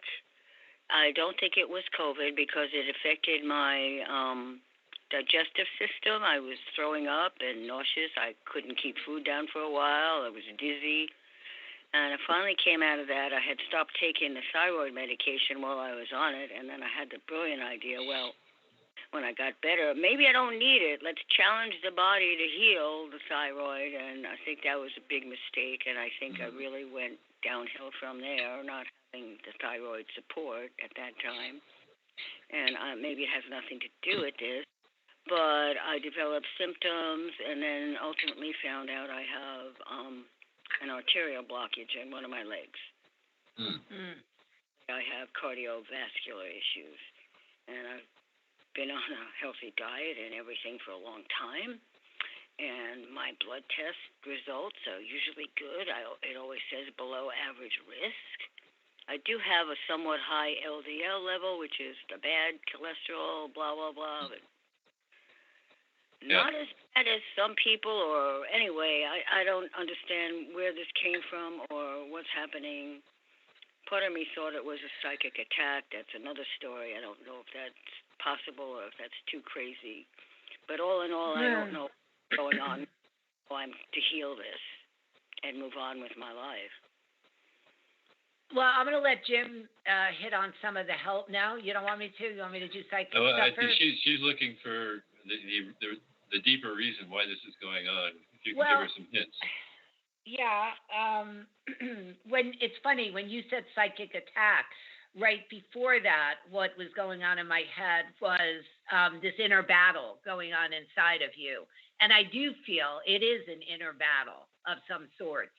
I'm not getting total clarity on exactly what is going on, but I do feel, because I feel it in your body, in your energy. I feel it comes through like with intense intensity that feels like anger and almost rage. Do you ever feel that? Anger and rage? Yeah. Yes. Yes. Mhm. I don't honestly angry know. A lot of things. Yeah. Mhm. Yeah, but I'm not sure if this is an entity or if this is you. Jim, could you guide me through this and help me figure out what this is? So what are you seeing? Well, I'm seeing the actual battle. It feels like it's a battle of good versus bad, and it's in her. I can feel it. Mm-hmm. It's in her. How does it look? I mean, you're seeing a battle. Are they World War II soldiers, or are they Roman legions? Swords. Sharp swords. Uh-huh. And like wearing colors? One's in black and one's in white. Good, okay. And so what are the black people doing, the people in black? Really jabbing those knives. Anywhere they can, they're jabbing. Are they saying anything? Any words, anything they're yelling? Because people don't don't do those sword fights quietly. They talk to each other. They yell things at each other. I don't know if I want to say what I'm hearing. Could I send you a message and then you can say if I should say it? Okay.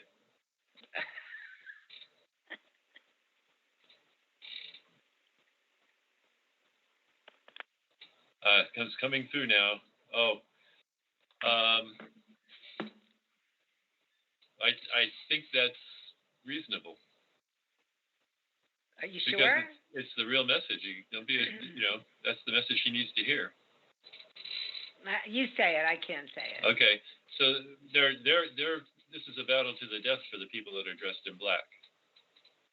That's a good way of putting it. Right. And what are the white people, the people dressed in white, saying? They're absorbing the blows, and they're high spiritual beings. They're not phased at all. They're calm. They're sending a very powerful spiritual message, and it's as if the swords go right through them and do no harm. What's the message they're sending? Have faith. Ooh, I got the chills. Good. Do you hear that? Yeah. Karen? So I would say that your faith is challenged right now, and that's what you need to work on. And Paul, are you there? Hello? I'm listening intently, yes. That's the way Jim and I work. Like when we're doing work together, that's how we work. That's exactly how we work. We're not done. Yeah, all right. We're not done, but that's exactly how we work. I want you to corner one of the guys in black. Let me prepare myself for this. I feel like I'm going to battle right now for you.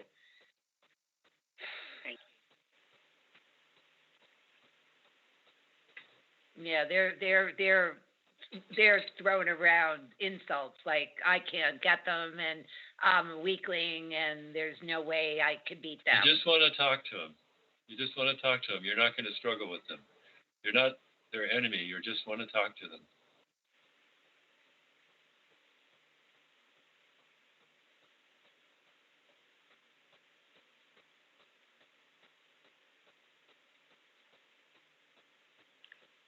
All right, so what I'm doing is I'm telling them I'm going to sit there and wait until they have their shit fit. And when they're ready to come talk to me, I have some questions. Okay. Because they're just jabbing at me, and I'm not playing the game. Yeah. So now they're talking to each other because they're mystified that nobody's fighting back. Oh, I hope she's listening and hearing what I'm saying. This is so important. All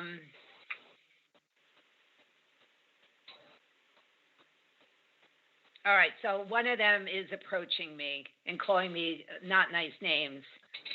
Don't be rude back. Don't offend back. Just let it fall off of you. When you finally get to that point, say, okay, so why are you so angry? What's going on there? What's that about? I'm getting a headache. Do you deal with headaches too on the upper left side? Karen? Of your Time. head? Sometimes. Tightness. Okay. Right here. It's more than tightness. I feel like a jab. It's like I'm being jabbed in the head there. What's he saying? It's usually not as bad as that. Not good. All right. Well, I'm getting it that bad. Well, I'm like face to face. All Sorry. Right, let me get out of my physical discomfort. Shake it out. Breathe it out. Take that energy into the floor, into the earth. Yeah. Let me get really grounded. Yeah. Into the earth. Let it go. It's not yours. You don't have to keep that. Okay. All right. Okay. So I could have a conversation with this guy. He's standing right in front of me. Okay. So why is he so upset? What's going on? What's making him want to kill her? Then he gets vile, really vile. There's such anger there. That's okay. Just ground it out. You don't have to accept it. It's not yours.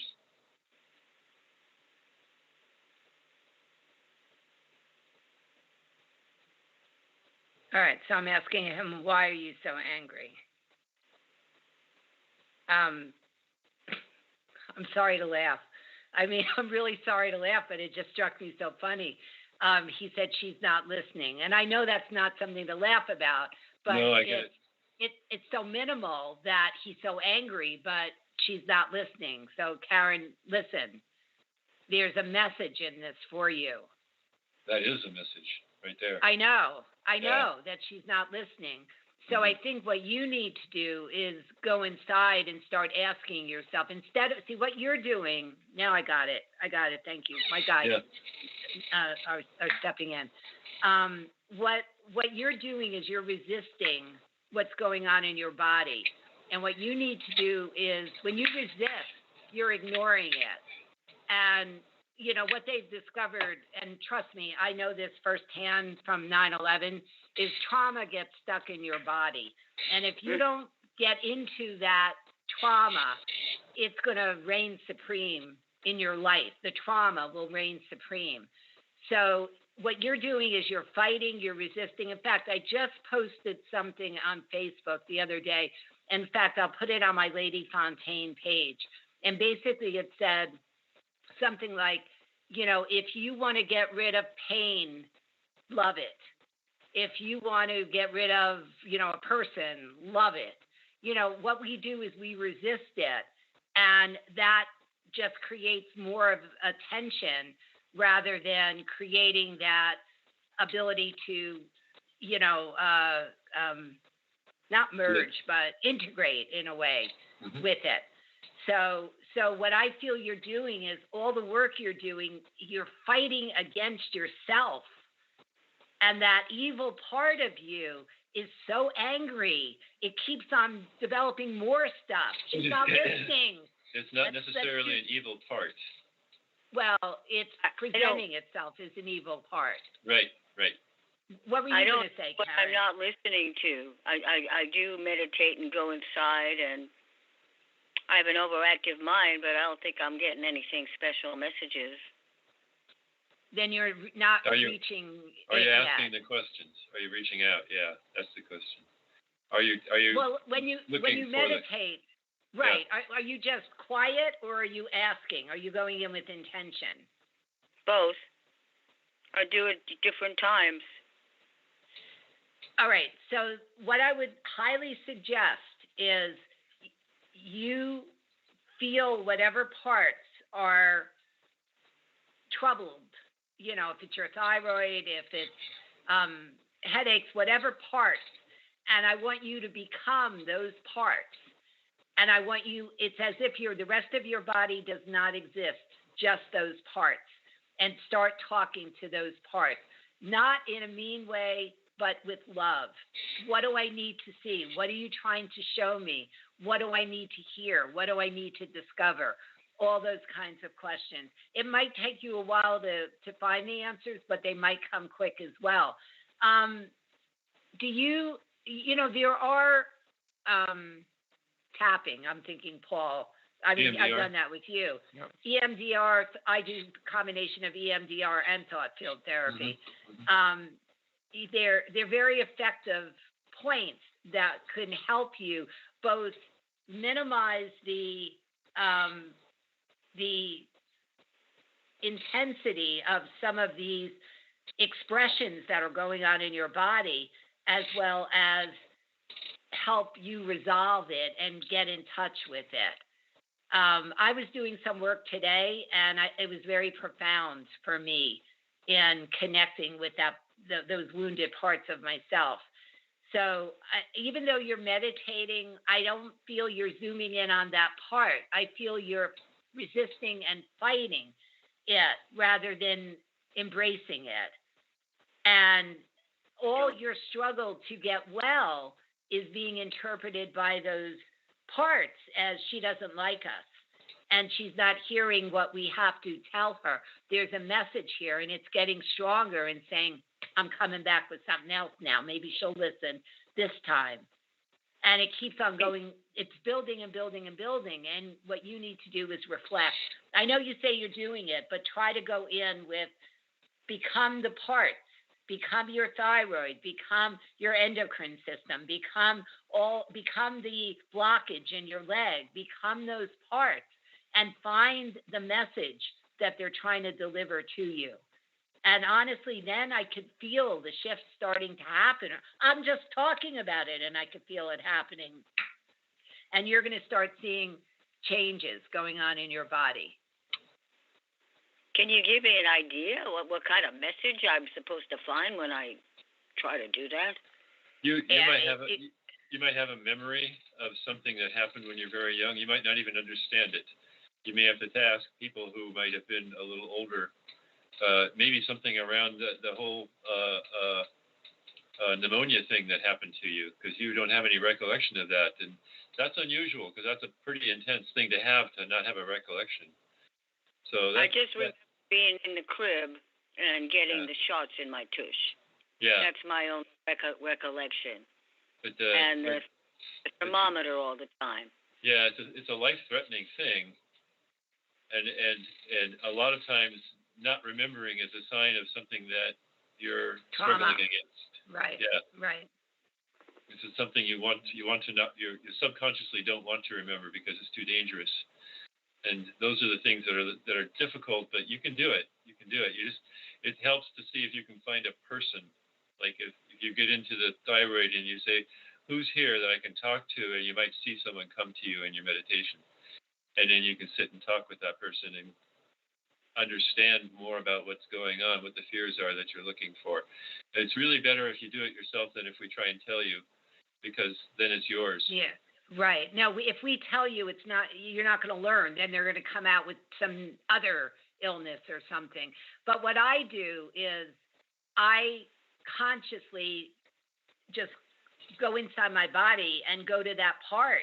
And it's almost like, I sit with that part and let it rant and rave and do, just like I did with the parts of you that were in black that were resisting. I just said, when you're done, I'll be there. If you want to talk, come and see me. And they were intrigued by that. Don't resist it. Don't fight it. Just be there. And that's what you need to do, is just be there with those parts. Yeah. And they will start revealing to you. Accepting, loving, non-judging, understanding, listening compassionately. Can I ask a quick question? I don't want to interject. I don't have any psychic abilities or anything. But Karen, your story sounds familiar to me from my own family history. And just if it's too personal, forgive me. But did you suffer any kind of abuse as a child? Any physical or emotional abuse? Yes. Because it right. really that rings so strongly with someone I was very close to in my family, and the thyroid in particular. Really seems to be a manifestation of that either repression of the trauma or the inability to forgive. So maybe Jill and Jim, if you can work into that, because the forgiveness is not for the person who hurt you, it's for you. Always. And that's what I'm getting from this, is there's some kind of abuse and trauma that the anger and the rage maybe is coming from that, because you can't let it go and you're still angry about what happened to you. Well, there's a lot of stuff from her childhood that I could feel. 2 years old, 4 years old, 5 years old, 7 years old. I mean, you name it, I could feel it. I know I could work with you and help you, but I'm not, it costs money to do this with me. When I do it, I don't know.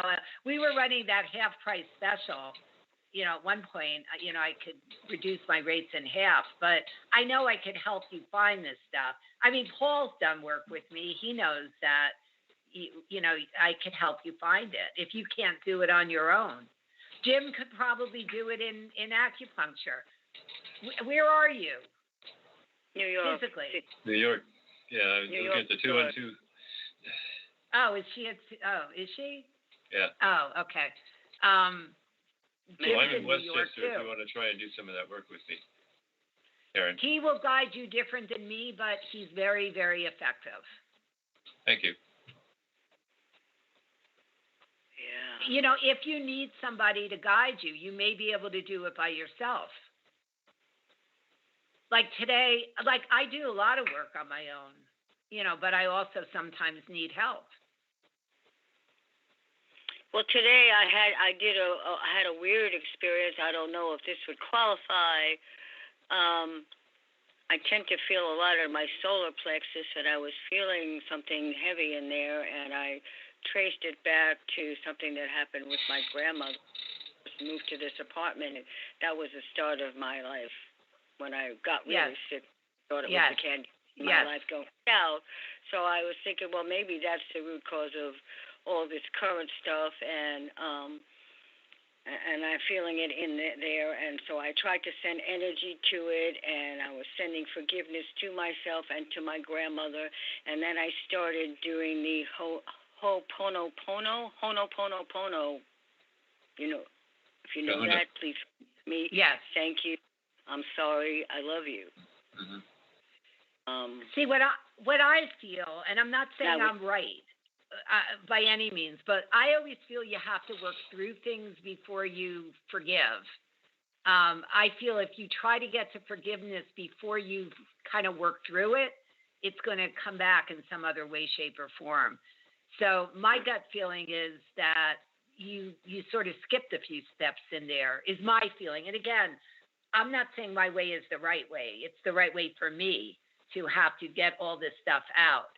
What do you say, Jim? I'm in agreement. If you jump right to the forgiveness, you don't know what you're forgiving.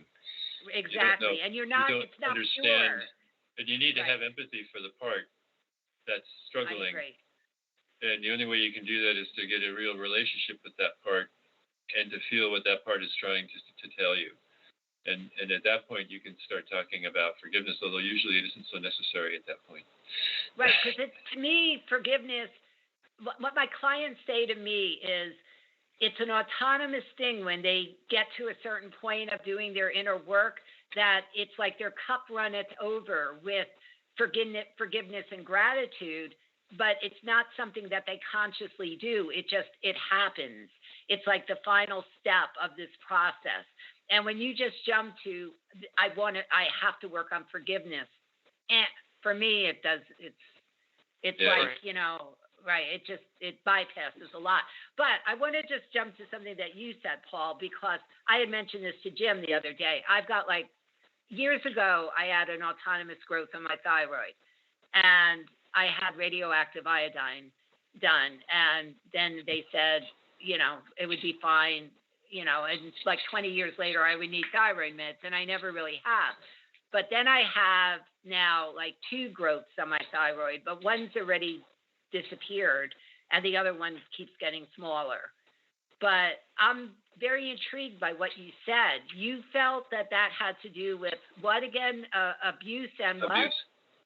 Abuse and physical and emotional abuse. That was my family member. And trauma. Yeah. Well, I definitely had trauma, and I definitely had emotional. Yeah. I mean, emotional. I don't know if it's abuse, but it was emotional disregard, which I guess is abuse. That's abuse. Yeah. Yeah. Don't sell it short. Okay. Well, I mean, on the air, I wanted to soften it a little bit. But that just shows I'm human. Yeah. You know, even though I do this, I am human. I deal with my own issues all the time. I just find that interesting that you bring that up. I feel there was something for me to gain in you saying that, because it is something that I'm dealing with right now. That, you know, I'm trying to shrink these on my own and not have, although I am going for a scan and ultrasounds and all this other kind of stuff. But they are shrinking.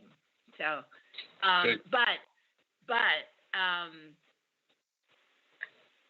think there's something in it. But Karen, for you, try to get the experience out of what's happening to you. You go into it with, I got to get rid of this. Well, you're trying to get rid of you. That's the problem. instead of saying why is this happening? I think I'm getting shut down and we have to move on. But reach out to Jim. He could help you. Thank you. Is she already gone? Okay. Thank you, Karen. Good luck Thanks, to you. Karen. Good luck. Thank you very much. You're very welcome. Yeah, that one hit close to home for me. So are you doing all right? How close to home did it hit? It reminded me of my mother, to tell you the truth. Oh. It's, she just passed about 6 months ago, but I remember. she struggled for a really long time. And I don't think she ever really faced or worked through any of the trauma. Like, you've worked with me, and I know exactly what you're saying in terms of it is an automatic thing towards the end. You can't force it. It comes naturally, but you have to do the work. And that's the really hard thing, because you don't want to do the work. You don't want to feel that pain. You want to push it aside and make it go away any way possible. So if you can just pull a magic wand out and say, I forgive, and everything gets wiped away, so you don't have to deal with feeling. It doesn't work. So you do have to face it, and you have to go through it, and you have to step by step by step. Like Jim was saying, you have to have empathy for that part of you and face it. And once you face it and you go through all that pain, then the natural forgiveness and gratitude and all those things will come flowing, but you have to do the work first. Right, and I also feel like look how rewarding it is when you do the work. It is very rewarding. You get there's such a really like a release, and there's such a it's like a charge. I felt high after doing the work with you. I was on cloud 9. I was just like so. Yes, that's how I always. Such a life-changing thing to go through that step-by-step process and just go through the role playing and whatever it took for me to face the things that I felt traumatized by, and having someone like you say, don't minimize it, don't. Because I always tried to say, well, I was just a kid. Oh, my mother, she was only 21. Right. I tried to forgive before doing the work. And all that did was stall me in a holding pattern, and for 50-something years I held on to this stuff and finally was able to let it go. Well, I'm thrilled that you did some work with me and that you did let it go. And I saw transformational things happening with you, and I take full credit for your albums and all the success that you're. I want to hear when you get I will share whatever, credit with you. Thank you. Like when you get whatever awards you get for your type of music, I expect to hear my name in there. Right. Well, speaking of that, my single is at midnight tonight. My single drop. Oh my God! Is that Circle awesome? Game is going to be on Spotify and iTunes and everything else. So. Could we hear it next week? Like, would you be able to play it here? I could play it, but it's definitely heavy metal. I don't know if it would fit the vibe of the show, but I'd be happy to play it. Well, I think that we would like to hear it. I mean, I really do think that you should showcase it here. I would love to share it with you. Next All week. right. No, I mean, I would like to hear it too. I mean, I don't know that much about that kind of music. I usually go next. That heavy metal stuff. Are you going to dress appropriately for that? No, I'll wear the same thing I'm wearing now. This works. It's very heavy metal. Is that your stage outfit? I had to take that cape off. It's so hot in here. I'm dying. I've seen some pictures of Paul growls and. Yes. That's the real me. I know, but you're so good at doing this too. I mean, you're such an asset to this show. You really are. Thank you. The questions like I said, that you ask and everything. I learn so much every time. I appreciate it. Well, we're running out of time here. Let's make sure we get to our last callers here. Okay.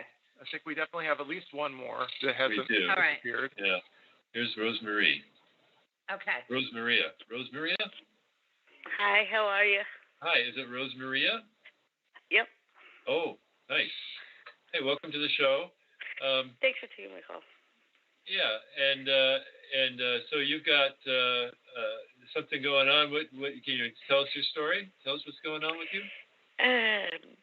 Been getting weird meeting weird people. I mean men for a relationship.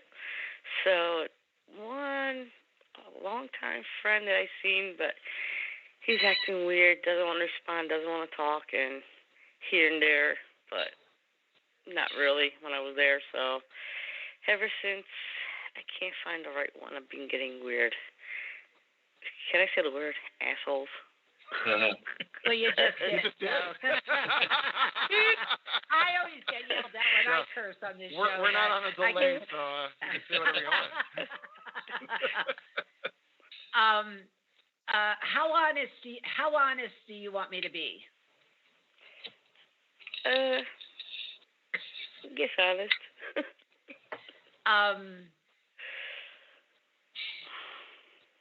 I would say that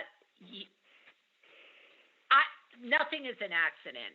And I believe there is a gift and a lesson in every single experience in our lives. And it depends on what we do with it. I mean, there was something that I just saw today, and I've said this many, many times, that it's not so much what happens to you, but it's how you deal with what happens to you. And what I feel you do is you allow this stuff to happen, and you go back for more. And rather than putting yourself on a pedestal and putting, really honoring yourself, because ultimately what I feel the message, like, you said this person's getting weird and all this other stuff. What I feel is happening is the people that you are putting your heart into and your trust into are not giving you anything back. And the little crumbs that they're giving you, you want more of, but you're accepting the crumbs as a standard, as sort of your baseline. And are you ready to hear this, or am I upsetting you? No, I'm not worried about him. It's the other assholes I've been meeting, and they're not right ones, if that makes sense. Right. But you're missing the message here. The message is that until you raise the bar for yourself, and until you do that inner work and say, I deserve better than this, and you change your vibration, because right now, from that previous relationship or whatever, it doesn't even feel like a relationship. It just feels like whatever we want to call it. You put up with a lot of stuff that did not really honor you. And what you want, what your heart is singing to me about, is like we're on video as well. So like if this is her current thing, she wants this, but there's no way to get there until she gets this up there. Mm-hmm. So right. It's a matter of doing that inner work. A lot of things that I was saying to Karen are really very applicable to you, about really digging deep into yourself and understanding more about you and why you have put up with the kind of stuff that you have put up with, and empower yourself more. And when you do that, I feel ultimately your vibration is going to start rising up, as well as your boundaries. Right now, your boundaries feel a little bit shaky to me. So if you do that inner work, you're going to start drawing in the right person and people, and your experiences are going to be a lot different. A lot different. The only limitation here that I see with you is you. And I'm sorry to be so blunt, but it honestly feels that you need to do some of that tweaking internally, and that's going to change everything external. What I always tell my clients is that anything that happens in your external life that elicits an emotion other than love, joy, bliss, or happiness is a clue. And that clue is an opportunity for you to look inward and figure you out and understand what that gift is, what that message is in that clue. And once you do that and you start getting those messages, all these H's that you mentioned aren't going to be there anymore because you're not going to tolerate that crap. Your standard is going to be a lot higher. Your vibration is going to be higher, and you're going to start drawing in men that are worthy of you. But first, you have to learn your own worth, and that's where the work has to. That's where the work has to happen. And I don't know that you're. Jill, can I break in? Because we talked about this last week with narcissists. The patterns that repeat themselves over and over again. Yes. If you're drawing these people into your life over and over, they're feeding on your energy. So if you're fighting with them and you're developing an escalating kind of conflict with them, it serves like they're energy vampires and they're feeding off of it. So in my own personal experience, when I had difficult people, I was freed from that cycle when I very calmly and assertively said, I don't want to do that. And the person that I was with lost their mind and wanted to fight and wanted to escalate. And I just was very calm about it. And just and I was exhausted and I was tired of the fighting and I was tired of that influence in my life. And I just said, I'm not going to do that. I'm not angry. I'm not mad at you. I'm just not going to do that. And that was the end of it. And that was the end of the relationship in a lot of ways. And, just things like that where, Jill, you're saying you be assertive and know your self-worth. If you're having these fireflies come to you over and over again, it's a reason, and it's something that you need to stand up and just say very calmly, I'm not going to accept this in my life anymore. You're putting out the energy to attract them, and if your energy isn't attracted, we all are, right? Yeah. We all are. And if we don't assume that responsibility and we blame it on, it creeps out there or whatever, the only place we could fix it, the only place that we have power is within ourselves. Right. So that's where the work has to be done. We can't blame, Plenty of Fish or, wherever people meet people these days. Retrograde Mercury. Well, that's true, and that's over with already now. So we can't blame that either. We can't blame any of it. But it's do that inner work. I'm telling you, it will change the dynamics for you. There is a good guy out there, but you have to fix you first. Yeah, and one of the best things to do is to not need anybody. Bingo. You don't need people. Go out and have a good time on your own and enjoy your own company. And then when you get to the point where somebody actually sees that energy going on, they're going to be attracted to it. That's the guy you want. Right. Energy. Feel good about you. You're the gift, and you don't know that yet. But you are the gift. You truly are. Got it, Rosemary? We're just about out of time, but thank you so much for calling in. This was really a great show. Learned a lot tonight. I'm without my script. I know, he doesn't have a script. So thank you, Jim, everybody. Do you want to come in and do the last minute here? Could I just say one thing? Something struck me when we were doing, I know we're running out of time, but something struck me that I'd like to add into next week's show. Next week, we're going to do our famous, we've been wanting to do, not next week, in 2 weeks. We're going to do what women want. We've done a couple shows on what men want. But one thing I want to focus on is body image before we do that, because it ties in with a lot of these phone calls. When we hate the fact that we're too tall, we're too short, we're too thin, we're too fat, we're too this, we're too that, we're hating ourselves, and we're never going to be able to attract the men that are going to appreciate who we are just the way we are. And that, I feel, is important, especially for women to know and to embrace within themselves. So I'm going to add that in for just a little itsy-bitsy piece, or maybe we'll have to break it into 2 shows, what women want and body image. That could be several shows. There's a lot of information there. That's right. Right. Okay, so now I'll turn it over to you, Jim, to say goodnight. Thank you to all our listeners and viewers and those who called in tonight. Listen to us here on Blog Talk Radio or watch this live streaming on YouTube. We enjoyed hearing your stories. We appreciate you. Please be sure to either follow us or like us on social media so you'll know when our next show is, Thursday, November 11th? Yeah, at 8 p.m. Our show will be on What Women Want. Have any suggestions for show topics? Email us at radioshow@ladyfontaine.com with your suggestions, testimonials, or just to say hello. Please visit Lady Fontaine at ladyfontaine.com for a reading or life coaching session. For those listeners in New York, visit Jim Elkin at East West Healing Arts in Hartsdale, New York. Website eastwesthealing.info. My Facebook page is https://www.facebook.com/eastwesthealingarts. And I have my own. Oh, and Paul has his own show on Blog Talk Radio, bulldogradio.net. Don't give up your day job. Nights at 8 p.m. EST, called 6 Degrees. Yes. Good night, and we look forward to seeing you on November 11th at 8 p.m.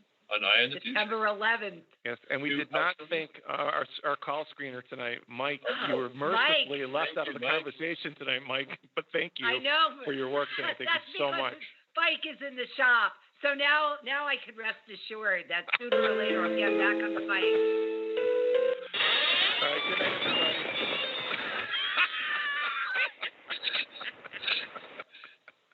Good night, all.